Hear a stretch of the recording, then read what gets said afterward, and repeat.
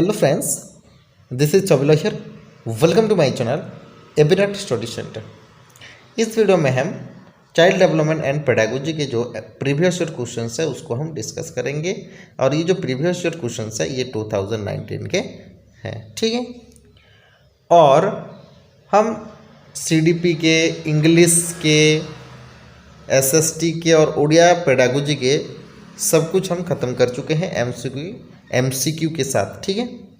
तो अभी तक आप लोग नहीं देखे हैं तो हमारे चैनल की जो प्लेलिस्ट है वहीं जाकर देख सकते हैं, ओके। तो चलिए पहला क्वेश्चन हम डिस्कस करते हैं।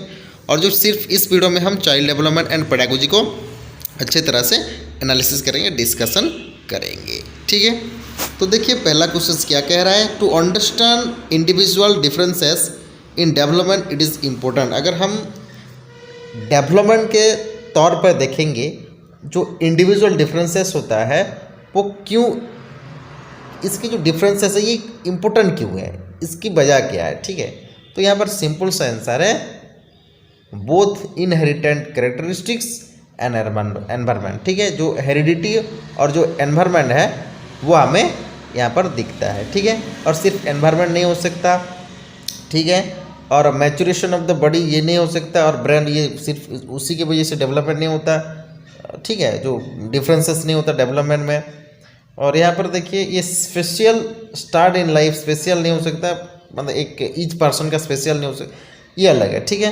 तो हमें यहाँ पर देखेंगे तो ये जो एनवायरनमेंट के साथ साथ हमारे जो हेरिडिटी है वो यहाँ पर जो इंडिविजुअल डिफरेंसेस है वो हमें देखने को मिल रहा है, ठीक है। चलिए question number 2, which of the following is not a principle of development. इसमें से कौन से जो है डेवलपमेंट का प्रिंसिपल ऑफ डेवलपमेंट नहीं, डेवलपमेंट का जो प्रिंसिपल है यहाँ पर वो नहीं है, ठीक है। तो देखिए यहाँ पर जो राइट आंसर हो जाएगा ऑप्शन नंबर यहाँ पर हो जाएगा ऑप्शन नंबर सी, ठीक है। ये हमारे करेक्ट आंसर हो जाएगा, ये रॉन्ग है, ठीक है। समझ में आ गया, मतलब हमें क्या है, देखिए ये जो डेवलपमेंट है, डेवलपमेंट का प्रिंसिपल ये है कि एग्जैक्ट कोर्स नहीं होता, ठीक है। एग्जैक्ट किसी पास कि इतना हम नहीं कह सकते कि ये जो बच्चा है ये इतना ही डेवलप करेगा, ऐसा नहीं है, ठीक है। नेक्स्ट क्वेश्चन की तरफ जाते हैं।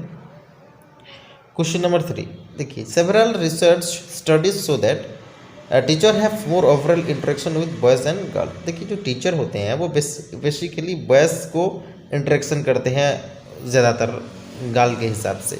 तो ये क्या है, ये ऑब्वियसली जेंडर वाइज है, ठीक है। ये ऑप्शन 2 हो जाएगा हमारा राइट आंसर, ठीक है। नेक्स्ट क्वेश्चन की तरफ जाते हैं। Question number 4, which of the following is central to the concept of progressive education. अगर प्रोग्रेसिव एजुकेशन के तौर पर देखेंगे, हम प्रोग्रेसिव एजुकेशन के बात करेंगे तो इसमें से जो ऑप्शन है वो कौन सा राइट होगा। यहाँ पर देखिए ये जो दिया है ऑप्शन है, यहाँ पर हमारे राइट आंसर हो जाए। क्यों राइट आंसर होगा, यहाँ पर मैं आप लोगों को बताने वाला हूँ। ये जो चिल्ड्रन होते हैं, या एक चिल्ड्रन को नहीं, सब चिल्ड्रन को जितने भी होते हैं सबको लेकर जो उन लोगों का जो कैपेसिटी है, पोटेंशियलिटी है, उसको हम बिलीव करेंगे। ये होता है प्रोग्रेसिव एजुकेशन का वो मतलब प्राइमरी एम, ठीक है। और यहाँ पर सिर्फ स्टैंडर्डाइज टेस्ट, इंस्ट्रक्शन, असेसमेंट ये कुछ नहीं होने वाला है। और ये जो मोटिवेशन है ये बोल रहा है, देखिए ये पारामेंटरी मतलब पारामेंटर्स हिसाब से कैसे, मतलब किसी को दंड देकर, पुनिशमेंट देकर, मानदंड देकर नहीं हो सकता, ठीक है। टेक्स्ट बुक सेंटर तो हो ही नहीं सकता, ठीक है। नेक्स्ट क्वेश्चन की तरफ जाते हैं। Question number 5, what instructional adoptions should a teacher make while working with students who are visual challenged। यहाँ पर जो टीचर क्या करेंगे, अगर एक बच्चा या ज़्यादातर बच्चा जो होते हैं विजुअल चैलेंजेस है, मतलब उनको जो देख नहीं पा रहे हैं, उनको हम क्या करेंगे, कि मतलब टीचर जो होते हैं वो क्या करेंगे, ठीक है। यहाँ पर use a variety of visual presentation. Visual इन लोगों को तो मतलब देख नहीं पा रहे हैं तो विजुअल प्रेजेंटेशन क्यों करें, नहीं। Orient herself so that the students can watch her closely. ये तो ये होगा नहीं है, क्यों, हर विजुअल चैलेंज है तो हम क्यों कोई देखने की चीज़ लाएंगे। Focus on variety of written task spelling worksheet. ये जो सिर्फ वर्कशीट देने में कुछ नहीं होने वाला, ठीक है। यहाँ पर ध्यान पे देखिए, वर्कशीट देने पर नहीं हो सकता। यहाँ पर क्या करेंगे, स्पीक क्लियरली, हम क्लियरली कहेंगे और हम क्या करेंगे, ए लॉट ऑफ टॉर्च और फील्ड मटेरियल हम लाएंगे। ये क्वेश्चंस मोस्ट इंपॉर्टेंट, ये ज़्यादातर रिपीट होता जाता है। तो यहाँ पर राइट आंसर क्या हो जाएगा, ऑप्शन नंबर 4। ठीक है, ये भी हो सकता है, ये जो 3 है ये भी हो सकता है, लेकिन सबसे अच्छा है ऑप्शन 4 है। ठीक है, ठीक है, चलिए नेक्स्ट क्वेश्चन की तरफ जाते हैं। Cooperative learning and peer tutoring desks in a inclusive classroom. जो कोऑपरेटिव लर्निंग है और पीयर ट्यूटरिंग है वो कैसा होना चाहिए, should be active discoursed, discourse कैसे हो सकता है, ये नहीं होगा, ऑप्शन नंबर तो कट जाएगा। ये should be occasionally use, occasionally हम क्यों यूज करेंगे भाई, शुड नॉट बी यूज, ये तो कैसे हो सकता है, नहीं, तो इसको हम नहीं कर सकते। तो यहाँ पर राइट आंसर हमारे हो जाएगा एक्टिवली प्रोमोटेड। हमें क्या करना चाहिए, ये सबको प्रोमोटेड करना चाहिए। जो कोऑपरेटिव लर्निंग हो गया या पीयर ट्यूटरिंग हो गया, कोऑपरेटिव लर्निंग मतलब किसी के साथ मिलजुल के सीखना या दोस्तों के साथ सीखना, ये होता है। हम इसको क्या करेंगे, ज़्यादातर प्रोमोटिंग करेंगे। ठीक है, चलिए question number 7, which of the following is most important in an inclusive classroom. Inclusive classroom में कौन से जो है ऑप्शन सही है, तो यहाँ पर देखिए राइट आंसर हो जाएगा option number individualise education plan. ध्यान में रखिए, ये जो आप लोग कन्फ्यूज हो सकते हैं ऑप्शन नंबर 3 और ऑप्शन नंबर 4 में, क्यों, देखिए यूनिफॉर्म इंस्ट्रक्शन नहीं हो सकता। क्यों नहीं हो सकता, क्योंकि जो ये जो इंक्लूसिव एजुकेशन होते हैं ना, जो क्लासरूम होता है उसमें से जो चिल्ड्रन होते हैं वो वैरायटी के होते हैं, अलग अलग तरह के होते हैं। तो हम यूनिफॉर्मली सबको एक साथ नहीं पढ़ा सकते। तो हमें यहाँ पर ज़्यादातर राइट आंसर लग रहा है option number 8, sorry option number 3। तो चलिए क्वेश्चन नंबर 8 की तरफ जाते हैं। क्वेश्चन नंबर 8 क्या कह रहा है, which of the following is a correctly match pair of learning and there primary characteristic. यहाँ पर देखिए ये जो आंसर हो जाएगा ऑप्शन नंबर 1 हो जाएगा इसका राइट आंसर। ठीक है, जो डिसलेक्सिया है, डिसलेक्सिया रीडिंग के लिए भी है और राइटिंग के लिए भी, राइटिंग फ्लुएंसी के लिए है। ठीक है, ध्यान में रखिए। और ये जो क्रिएटिव लर्नर होता है, ये हाइपरएक्टिव स्लो लर्निंग तो कभी नहीं हो सकता, नहीं, वो कैसा होता है कि डाइवर्जेंट थिंकिंग होता है क्रिएटिव लर्नर। और जो अटेंशन डिफिकल्ट जिसको होता है वो कैसे हाई मोटिवेशन हो सकता है, सस्टेन अटेंशन कैसे दे सकता है, नहीं दे सकता अगर वो लर्निंग डिफिकल्टी में चल रहा है तो। और हियरिंग इम्पेयरमेंट लर्निंग जो होता है वो कैन नॉट कॉम्प्रेंस विजुअल इन्फॉर्मेशन, ऐसे कैसे हो सकता है भाई, अगर किसी को सुनाई नहीं दे रहा तो क्यों नहीं देखेगा। ठीक है, तो यहाँ पर करेक्टली मैच कौन सा कर रहा है, ऑप्शन नंबर ए। तो ability to come up with the original and divergent solution to a problem is the primary characteristic of. यहाँ पर देखिए ये कह रहा है कि एक समस्या को मूल एवं अपसारी समाधानों के साथ करने की योग्यता निम्नलिखित में से किसकी एक प्राथमिक विशेषता है।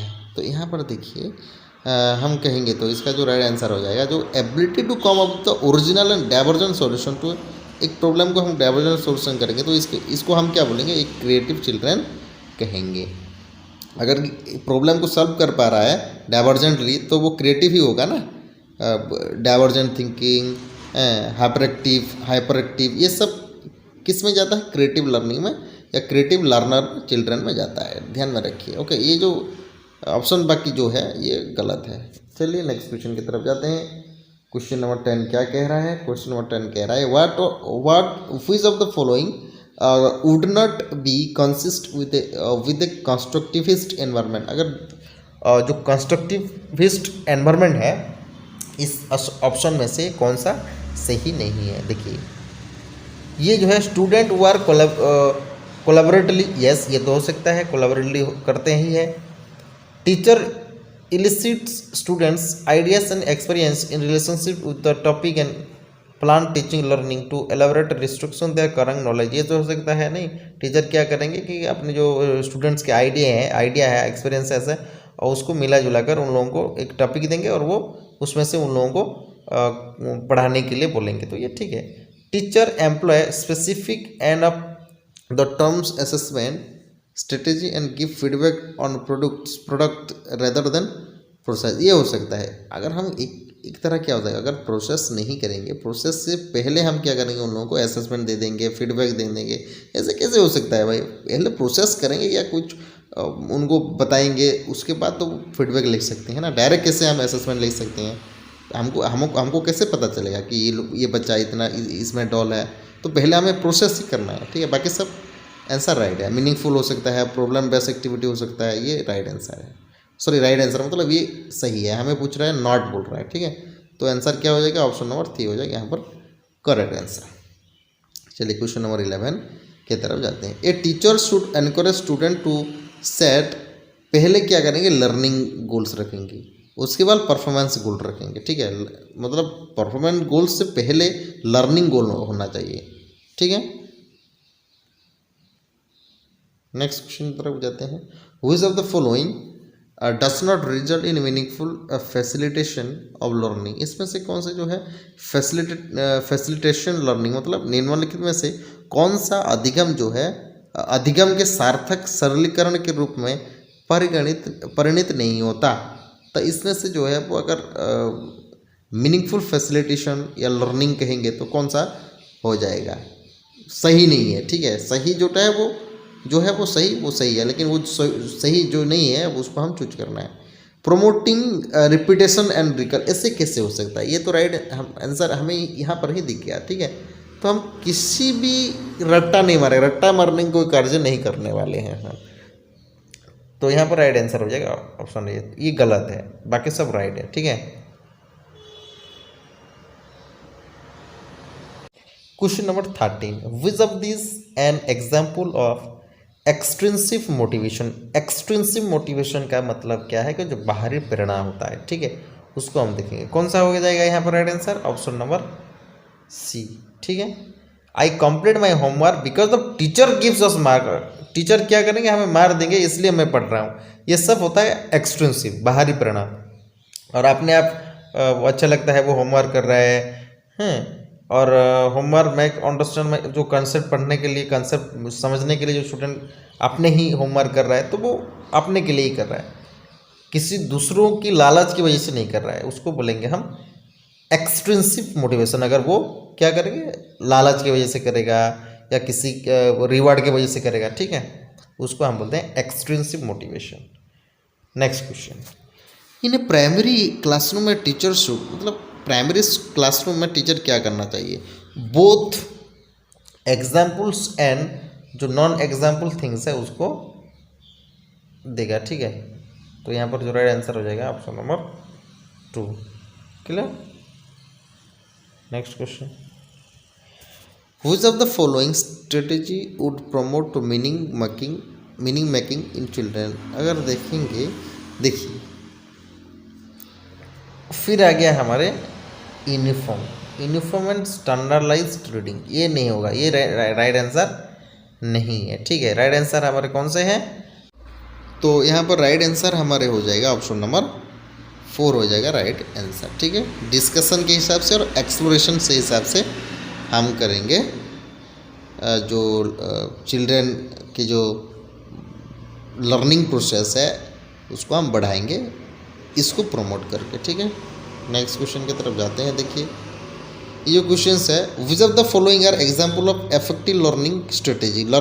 इफेक्टिव लर्निंग स्ट्रेटेजी को हम पहचानना पड़ेगा। Setting goal and time table, ये भी राइट है, ठीक है, ये राइट है। हम क्या करेंगे? गोल्स रखेंगे, अपने टाइम टेबल रखेंगे पढ़ने की।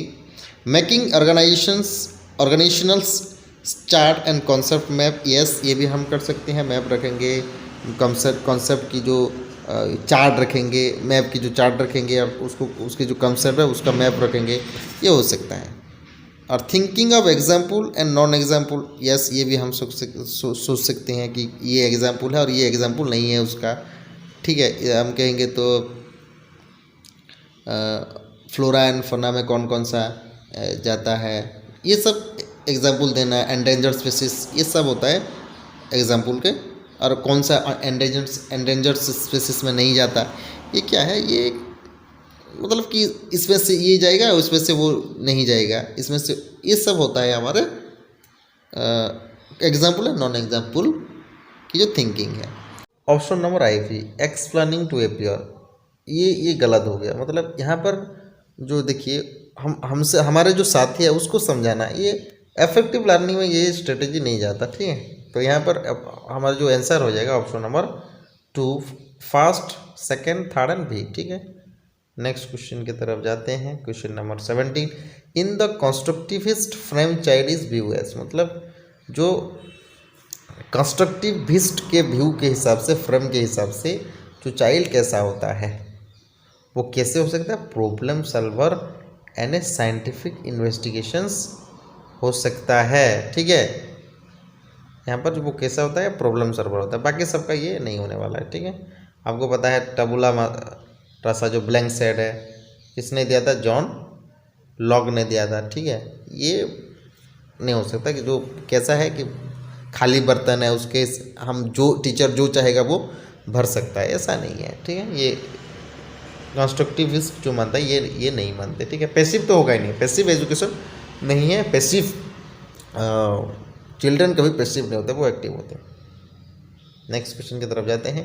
ए teacher's role while using cooperative learning in her class, teacher का जो रोल है वो कोऑपरेटिव लर्निंग के लिए कैसे करेंगे, is to leave the class, class को कैसे छोड़ेंगे भाई, ये नहीं हो सकता, ये नहीं हो सकता।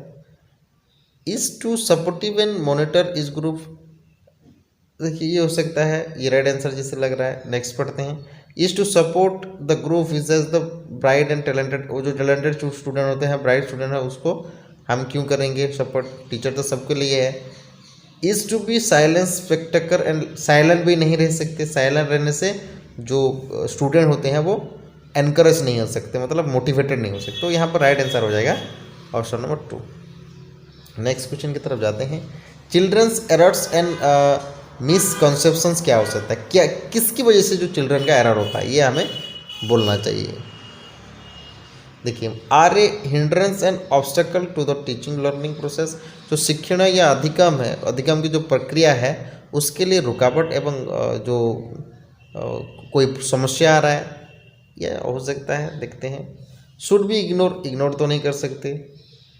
Signify that children's capacity are a far inferior than the adult, से कैसे भाई, ऐसा कुछ नहीं है।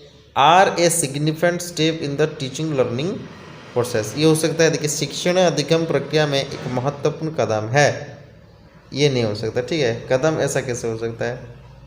ठीक है, ये होगा हमारे राइट आंसर ऑप्शन ए। ठीक है, नेक्स्ट क्वेश्चन की तरफ जाते हैं। ये क्या हो सकता है, अकॉर्डिंग टू पियाजे जो स्पेशल फिजियोलॉजिकल स्ट्रक्चर जो होता है जो सेंस के, वो सोचता जो है उसको हम क्या बोलते हैं, स्कीमा ही कहते हैं। ओके, अकॉर्डिंग टू जीन पियाजे, स्कीमा, एसिमुलेशन, एकोमोडेशंस, ठीक है, इक्विलिब्रियम पढ़े होंगे आप लोग सब लोग। ठीक है, question number 21, with an appropriate question और suggestions the child's understanding can be extended far beyond the point which she could have reached alone। देखिए, ऐसा एक उचित प्रश्न या कोई सजेशंस हो गया, कोई सुझाव हो गया, ठीक है ना, तो उस जो चिल्ड्रन की जो अंडरस्टैंडिंग है, जो समझने की क्षमता है, अगर उसको हम क्या करेंगे, एक क्वेश्चंस देंगे या कोई सजेशन देंगे, ठीक है ना, तो उसको वो क्या करेगा, उसको extend far beyond the point which she could have reached alone, मतलब उसको ऐसे समझेगा जो कि वो अकेला भी बाद में जा सकता है। तो उसको हम क्या बोलेंगे, इससे और आसान सवाल और हो नहीं सकता, तो इसको हम क्या बोलेंगे, option number 4, zone of proximal development, जिसको हम ZPD ही कहते हैं। ठीक है, नेक्स्ट क्वेश्चन की तरफ जाते हैं। Question number 22, according to Lev Vygotsky basic mental capacities are transferred into higher cognitive process primarily through. Lev Vygotsky के अनुसार जो आधारभूत मानसिक क्षमताओं को मुख्य रूप से किसके द्वारा उत्तर संज्ञानात्मक प्रक्रियाओं में बदल जाता है। यहाँ पर देखिए, यहाँ पर जो एवर्ड रिवर्ड ऐसा कोई वाइगोस्की ने कहा नहीं है, और स्टिमुलस रेस्पॉन्सिबल तो ये रेस्पॉन्स का कोई लेने देना नहीं है। एडाप्टेशन एंड ऑर्गेनाइजेशन ये भी नहीं है। तो यहाँ पर सोशल इंटरेक्शन होगा, तो यहाँ पर इसका राइट आंसर हो जाएगा। ठीक है, अगर वाइगोस्की का दिया हुआ है तो सोशल, कल्चरल एंड लैंग्वेज ये डेवलपमेंट हमें देखने को मिलते हैं, तो उसमें हमें आंसर देना ही है। ठीक है, नेक्स्ट क्वेश्चन देखते हैं। विच of the following statements denotes the relationship between development and learning correctly. देखिए, ये डेवलपमेंट और लर्निंग के बीच कौन से जो रिलेशनशिप होता है उसके बीच में हम क्या करना है, जो स्टेट है वो हमें जो स्टेटमेंट दिया हुआ है उसको हम कैप्चर करना है, उसको पहचानना है। ठीक है, learning takes place irrespective of development. जो अधिगम का जो विकास है जो वो क्या होता है, ध्यान के बिना घटित होता है। अरे ध्यान नहीं करेंगे तो कैसे होगा भाई, ये नहीं हो सकता। रेट ऑफ लर्निंग पर एक्ससीड द रेट ऑफ डेवलपमेंट। अधिगम के दर विकास की दर से काफ़ी अधिक होता है, ऐसा कुछ नहीं है। ठीक है, लर्निंग और डेवलपमेंट ऐसा कुछ नहीं है। Development and learning are interrelated है, इंटर डिपेंडेंट। मतलब डेवलपमेंट और जो लर्निंग होता है वो कितना होता है, क्या होता है, वो इंटर रिलेटेड होता है, इंटर डिपेंडेंट होता है। ठीक है, इसका क्या हो जाएगा, हमारे आंसर ऑप्शन नंबर 3 हो जाएगा। ठीक है, और ऑप्शन नंबर 4 भी देख देते हैं। Development and learning are not related, ऐसे कैसे हो सकता है, अगर पढ़ेंगे तो बढ़ेंगे। ठीक है, चलिए नेक्स्ट क्वेश्चन की तरफ जाते हैं। One of the major accomplishment of concrete operational stage. देखिए, कंक्रीट ऑपरेशनल स्टेज का कौन सा, ये जो पियाजे की जो है थ्योरी में होता है कंक्रीट ऑपरेशनल स्टेज।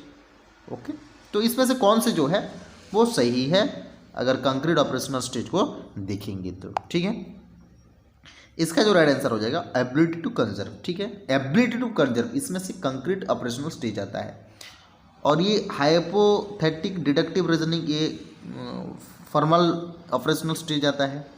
ठीक है, ये सब तो आंसर क्या हो जाएगा हमारे यहाँ पर ऑप्शन नंबर 1 जो हो जाएगा ये इसका राइट आंसर। ठीक है, चलिए नेक्स्ट क्वेश्चन की तरफ जाते हैं। कंस्ट्रक्टिविस्ट सॉ द जीन पियाजे and Levinsky view learning as.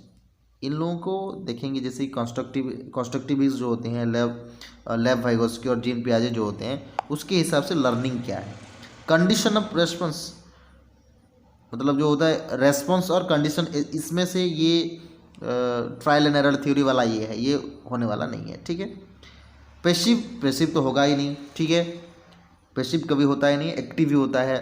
ज़्यादातर हम कंस्ट्रक्टिविस्ट को देखेंगे तो process of meaning making by active engagement या एक्विजिशन ऑफ स्किल। देखिए, इसमें से आप लोग दोनों जो ऑप्शन दिया हुआ है 3 और 4, इसमें से आप लोग कन्फ्यूज हो सकते हैं। ये बोल रहा है कि सक्रिय विनियोग से अर्थ निर्गम की प्रक्रिया या एक्विजिशन ऑफ कौशल का अर्जन भी हो सकता है, लेकिन यहाँ पर ये बोल रहा है एक्टिव एंगेजमेंट बोल रहा है। तो यहाँ पर जो राइट आंसर हो जाएगा ये हो जाएगा। और एक्टिव हो गए तो, अगर एक्टिव होंगे तो हम एक्विजिशन ऑफ स्किल कर सकते हैं ना। ठीक है, तो यहाँ पर हमारे राइट आंसर हो जाएगा ऑप्शन नंबर 3। नेक्स्ट क्वेश्चन की तरफ जाते हैं। Question number 26। Selecting and presenting stories and clipping from newspaper that portray both men and women in non traditional roles is an effective strategy to. देखिए, जो समाचार पत्रों से कहानियों एवं कथनों का चयन करना एवं प्रस्तुत करना जो पुरुष एवं महिलाओं दोनों को गैर परंपरागत भूमिकाओं में चित्रित करते हैं, तो इसमें से जो निम्नलिखित में से किसके लिए एक प्रभावी रणनीति है। ये जो मैन वुमेन का जो पहले से चले आ रहा है, ठीक है, ये सब क्या हो रहा है, ये पहले से चले आ रहा है। तो अगर जो मतलब पहले से चले आ रहा है तो उसको हम क्या बोलते हैं, उसको बोलते हैं जेंडर स्टीरियोटाइप्स। ठीक है, ये कोई कंटेंसी नहीं है, ये स्टीरियोटाइप जेंडर रोल्स नहीं है। ठीक है, ये जेंडर रोल्स यहाँ पर ठीक नहीं है। ठीक है, ये दोनों को बोल रहा है, वुमेन एंड मैन को बोल रहा है। तो यहाँ पर सिंपली ये क्या कह सकते हैं, काउंटर जेंडर स्टीरियोटाइप्स। ठीक है, जेंडर वाइज नहीं है। क्वेश्चन नंबर 27 को समझते हैं। Read the following descriptions and identify the stage of the moral reasoning of कॉल्वर। इसको हम पढ़ेंगे और उसके बाद देखेंगे कि कॉल्वर का जो सिद्धांत है उसमें से क्या निकलता है। Right action is defined by self chosen ethical principle. यहाँ पर देखिए जो यहाँ पर बोल दे रहा है ये इथिकल प्रिंसिपल, तो यहाँ पर हम क्या देंगे ऑब्वियसली कि यूनिवर्सल इथिकल प्रिंसिपल ओरिएंटेशन है, और ये इथिकल अगर प्रिंसिपल बोल रहा है तो इथिकल ही होगा ना, सिंपल है। ठीक है, नेक्स्ट क्वेश्चन की तरफ जाते हैं।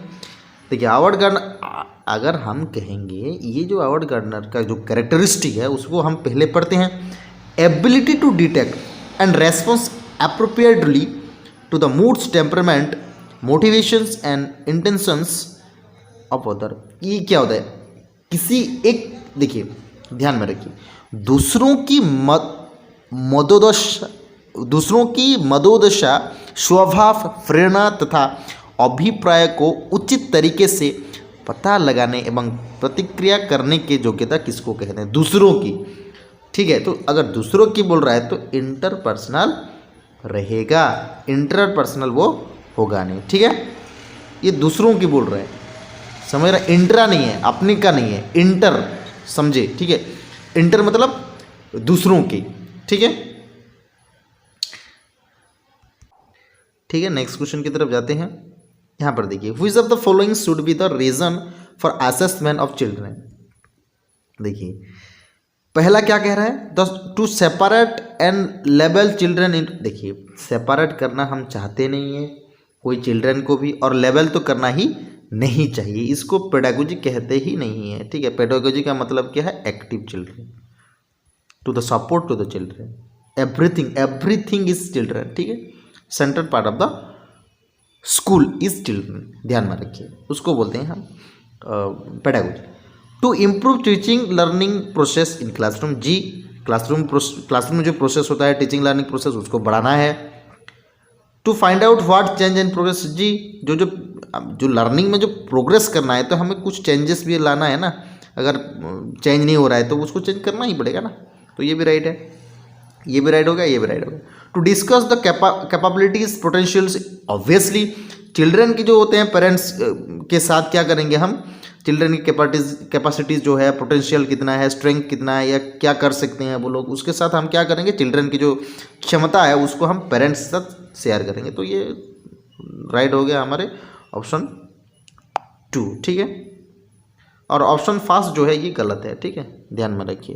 Next question, last question. ठीक है, पेडागोजी के, which of the following play an important role in a child's socialism. अगर सोशलिज्म को आप लोग पढ़े हैं तो इनमें से कौन से जो इम्पोर्टेंट रोल निभाता है। ठीक है, मीडिया, स्कूल, फैमिली, नेबरहुड, ये सभी इंपॉर्टेंट रोल रखते हैं। तो यहाँ पर राइट आंसर हो जाएगा ऑप्शन नंबर 3। ठीक है, तो ये था हमारे चाइल्ड डेवलपमेंट पेडागोजी के प्रीवियस और क्वेश्चंस। तो अगर सेशन पसंद आ रहा है, वीडियो पसंद आ रहा है तो लाइक ज़रूर कर दीजिए, और चैनल को सब्सक्राइब नहीं किया है तो चैनल को सब्सक्राइब कर दीजिए। ठीक है।